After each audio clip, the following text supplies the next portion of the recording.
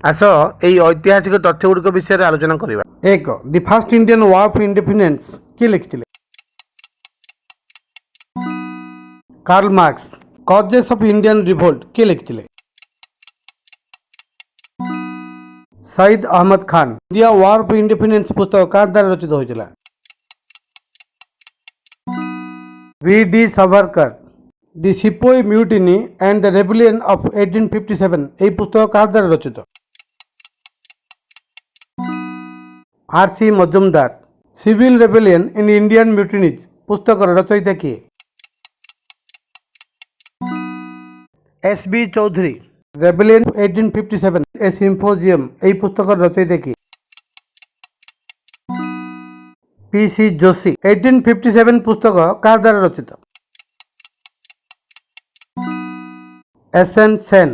ଧନ୍ୟବାଦ।